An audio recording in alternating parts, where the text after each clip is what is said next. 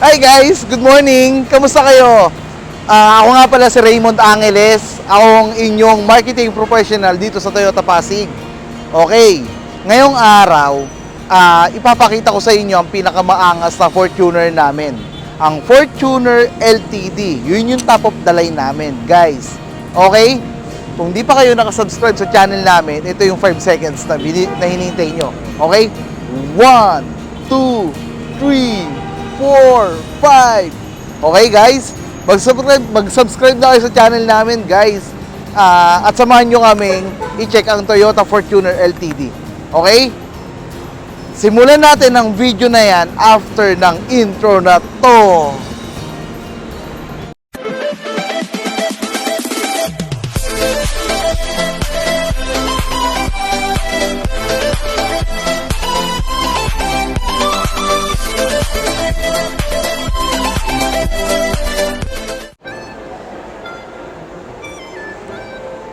So, ito na guys. Ito na yung sinasabi ko sa inyo kanina na Toyota Fortuner. Okay? Siya lang naman ang pinakamaangas na SUV dito sa Pilipinas. At siya rin yung pinakamabentang SUV dito sa Pilipinas. Ito na yun. Okay, simulan nating i-review ang gulong niya. Okay? Ang sa isang gulong niya, 18-inch alloy with machine cut finish. Yung tawag sa gulong niya. Okay, guys, dito naman tayo sa ilaw.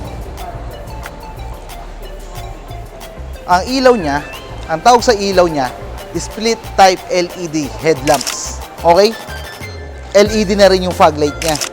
LED na rin yung, ang tawag dito, LED plus sequential, yung turn signal lamp niya. Yan, ito yon. Meron na rin siyang dalawang front sonar. Ito.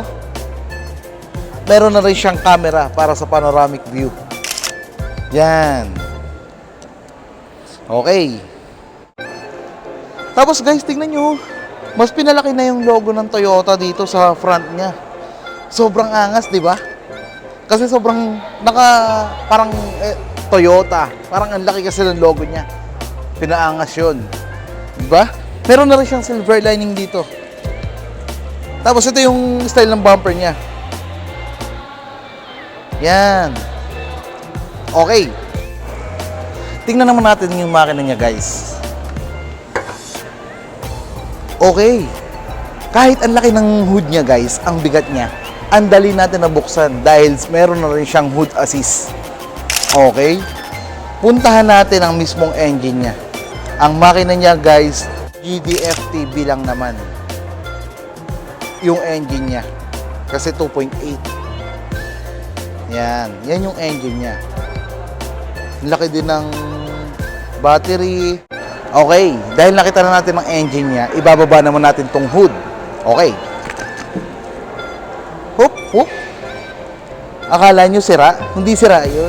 May technique lang talaga para ibaba yung hood niya. Dito tayo sa gitna po pesto.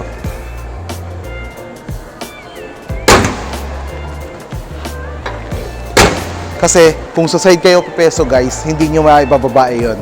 Okay, so dapat pag ibababa nyo yung hood niya, kailangan nasa gitna tayo. Okay? Dito naman tayo sa side, guys. Dito sa side, makakakita kayo dito ng LED side turn signal lamp. Meron ding camera para sa panoramic view. Yan.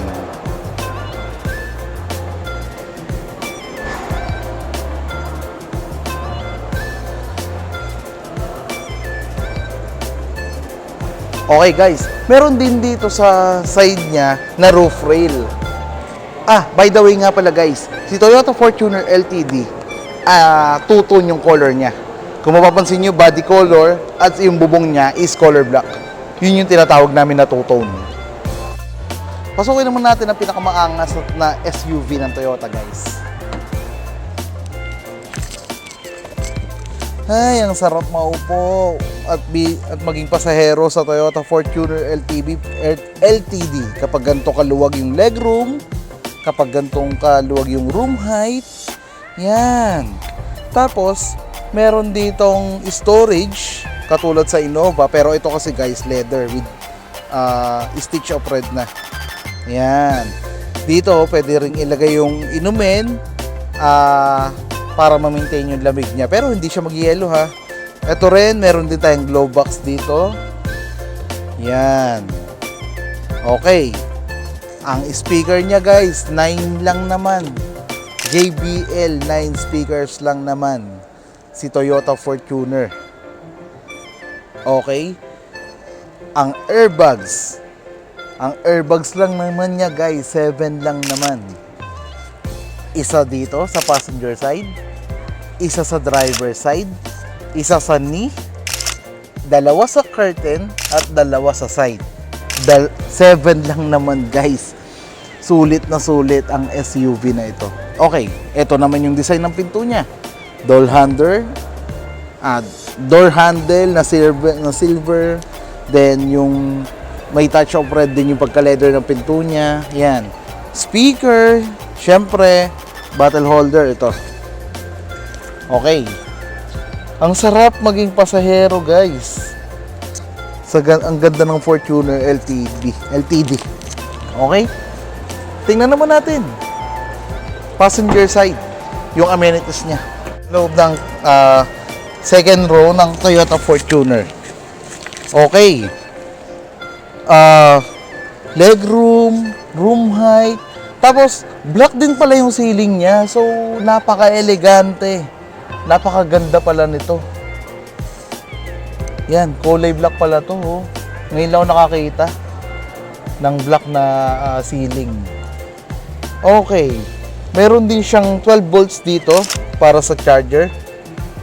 Ito. Yan. Ito rin.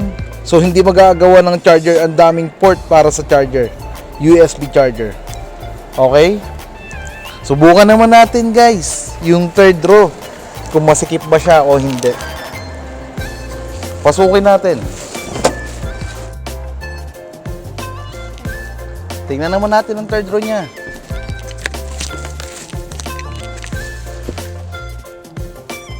Kumpara sa yung sukat ko kasi guys, masyado big size kasi ako eh. Pero yung room height, ito maluwag pa dito. Ibaba natin to para ma-check natin talaga kung maluwag yung legroom nito.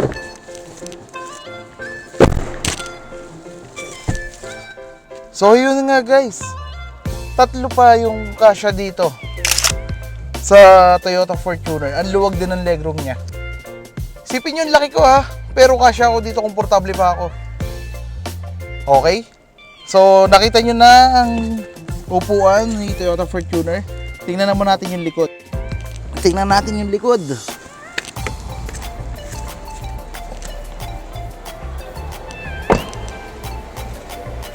Okay guys, dito sa likod, LED na rin yung rear combination lamp niya. Meron na rin tayong shark fin antenna, rear spoiler, yan. Tapos andito na rin yung variant niya na LTD. Meron na rin tayong 4-back sonar. Ito. Yan. Meron na rin yung likod niya, black na rin. Ito. Black plated garnish na rin yung tawag doon. Tapos, meron na rin siyang camera para sa backup camera. Yon. At okay guys, ang nagustuhan ko kay Fortuner LTD, ganito. Halimbawa, namili kami. May hawak kayong isang kamay ko at isang kamay ko. So, paano ko bubuksan si Toyota Fortuner LTD? Ito yung pinakamagandang specs na meron siya. Ang kickback sensor. Sisipa lang dito. Ito na guys. Okay. Diba? Ang cool, ang amazing. Okay? Diba? Napakaganda ng Toyota Fortuner LTD. Diba napakaganda? Napaka-astig ng Toyota Fortuner. Ito naman yung size ng likod niya. Ang luwag pa rin, oh. Kahit may third row, maluwag pa rin yan. Okay. Paano naman itiklop ang upuan ng Toyota Fortuner? Same lang po sa Innova. Hilahin dito. Baba muna natin. Baba. Then, hilahin dito. At pwedeng isabit dito. Ganon din sa kabila. Baba muna natin. hilahin at isabit. Eto na. Kapag may mga luggage kayo na malalaki, pwede na siya dito. Kasi ang luwag ng trunk niya. Okay? Ngayon naman, kapag isasara food, pwedeng kick sensor din yung gamitin nyo. Pwedeng ganito.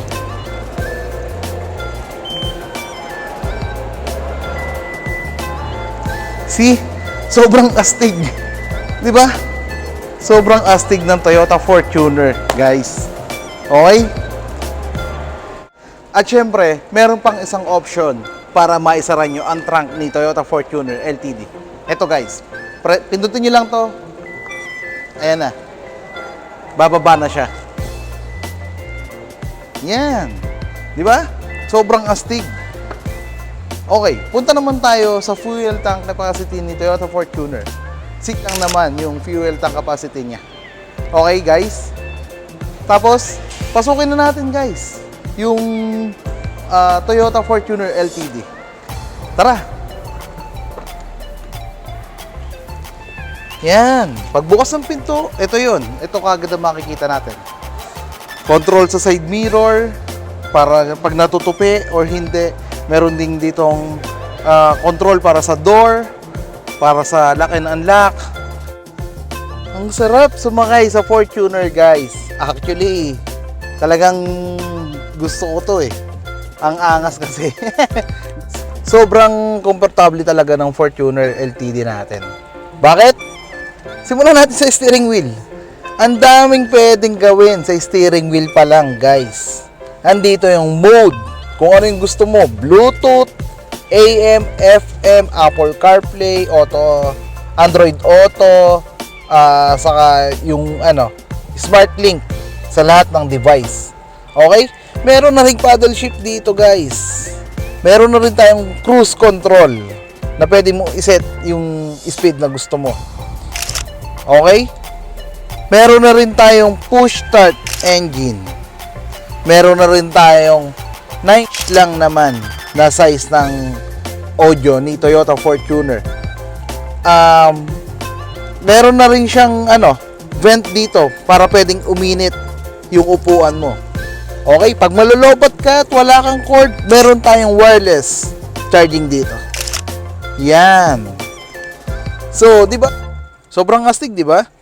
Oh, ito naman yung button niya para sa 4x4. Pero syempre, kung wala naman kayo sa bundok, 4x2 lang. Oh, ito 'yon. Then, ito naman yung vent para sa upuan nyo. Ngayon, ito ang purpose nito, kapag malamig na yung upuan mo, pwedeng painitin niya para ma-relax. Left and right yan, passenger and driver meron. Meron ding USB port dito. Meron ding 12 volts na charging port. Ayan. Para sa mga wireless phone nyo, at kung nakalimutan nyo yung mga wire nyo, pwede tayo mag-charge dito. Tingnan natin kung gagana siya guys. Yan. Gumana siya. Nagcha-charge na siya kahit walang wire. Diba? Sobrang astig. Ito naman yung aircon. Ito yung control sa aircon. Sa likod. Yan. Then, ito yung sa front and rear defogger. Yan. Ito po. At syempre, yung dashboard niya guys. Ito, leather-like yung tawag sa kanya. Pero sobrang elegante, no? Sobrang pang-executive. Ang ganda ng loob ni Toyota Fortuner. Syempre, punta naman tayo sa niya. Dito sa shift gear niya. Yan ang itsura. Ito yung park, reverse, neutral, plus, minus, tapos ito yung D. At syempre, dito naman tayo. May button dito na para sa eco mode, normal mode, sport mode. Okay. Ano ba yung eco mode? Ang eco mode, kapag pinrest mo yan, tutulong siya para tumipid sa krudo. Okay. Yung normal, syempre yung normal na driving natin. Yung sport mode naman, pag kailangan mo ng power, halimbawa, o-overtake ka at kailangan mo ng power, ibibigay ni Toyota Fortuner yon. Basta i-press mo lang yung sport mode. Okay? Ngayon, ito naman ang center console niya. Leather din yung ibabaw niya. Para malambot pag nagda-drive. Yan, parang yung armrest niya. Okay? So, yun nga guys, napakasulit ng presyo nito para sa 2,440,000 na top of the line na ha. Guys, top of the line na ni Toyota Fortuner. Meron tayong sumunod na variant dito, yung Q, meron din tayong V variant, meron din tayong G variant. Okay, pero lahat yun guys magaganda. Dahil Toyota Fortuner is Toyota Fortuner. Okay, wala na kayong hahanapin doon guys. Mamimili na lang kayo ng variant na sakto sa gusto nyo. Okay? Para sa variant na to guys, sa Toyota Fortuner LTD, meron tayong dalawang kulay. Isang silver, black, then meron tayong white pearl at black. Okay?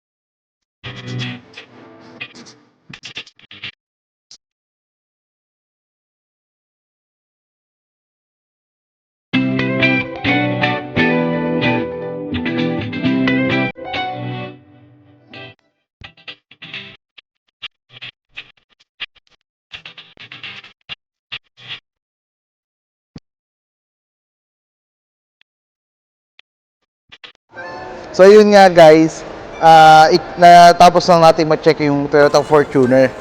Kung may nakalimutan man ako sabihin, i-comment nyo lang below. Okay guys, ito yung number ko, iiwanan ko dito. Tawagan nyo lang ako or message. Nasa comment section na rin yung FB account ko, yung link ng FB account ko. Okay? Okay guys, kita-kits na lang tayo sa lahat ng videos namin. Huwag nyo kaming iiwan. Diyan lang kayo ha. At yung kung di pa nakasubscribe, mag-subscribe na. Okay? Maraming salamat po at umabot kayo sa puntong ito. Thank you po and God bless. Bye!